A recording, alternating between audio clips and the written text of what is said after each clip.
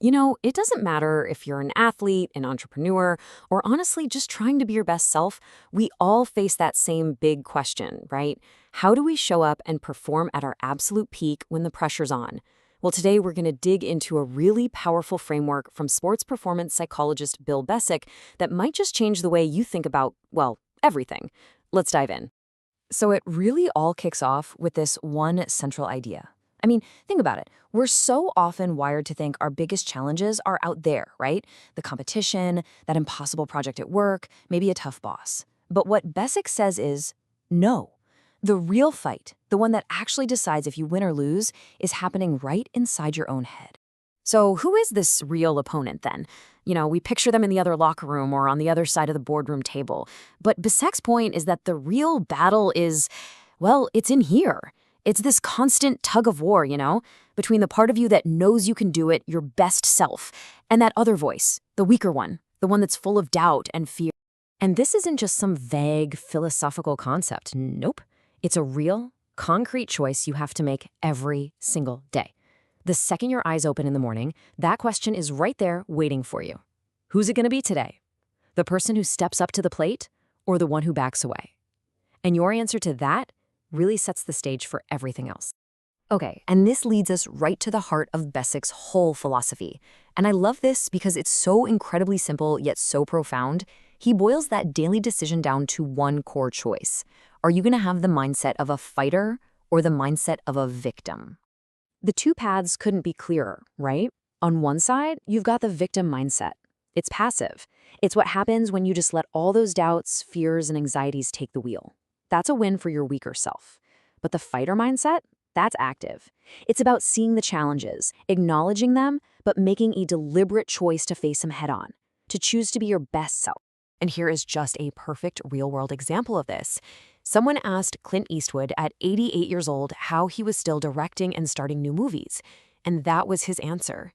Think about that. Every single morning, he makes an active decision not to let that weaker, older version of himself call the shots.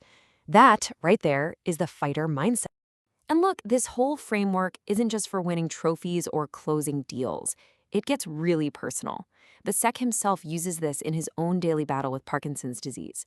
He's shared that just getting up and getting dressed can be a huge struggle, and he literally has to ask himself that exact question. It just makes it so much more powerful, doesn't it? This is a tool for life, not just for the game. All right, so we get the mindset. Fighter, not victim. Got it. But how do we actually do that? How do we make that choice when things get tough? Well, Besick doesn't just leave us hanging with the theory. He gives us a practical tool. A set of 3 simple but incredibly powerful questions he asks the athletes he works with. First up, and this is the big one, what do you want? I know, it sounds almost too simple, but Besick is convinced that not having a clear answer to this is the #1 reason people fail. I mean, really, how many of us have truly sat down and defined with crystal clarity what we actually want? Okay, so once you know what you want, the next question puts your motivation to the test. How badly do you want it? Really? How deep does that desire go? Is it just a nice to have, a passing thought, or is it something that burns inside you, something you absolutely have to achieve? This is what separates the dreamers from the people who actually get it done. And then comes the knockout punch, the toughest question of them all. Because let's be real, anything worth achieving has a price tag. Like Besick says, the best of the best, they pay a huge price. So are you willing to suffer for it? Are you willing to make the sacrifices, to get knocked down and get back up, to push through the pain to get what you say you want? This is where the rubber meets the road. So you see the key here, right? Everything, literally everything, hinges on that first question. You can't even begin to answer how badly you want something or what you'd be willing to endure for it until you are absolutely 100% clear on what it is.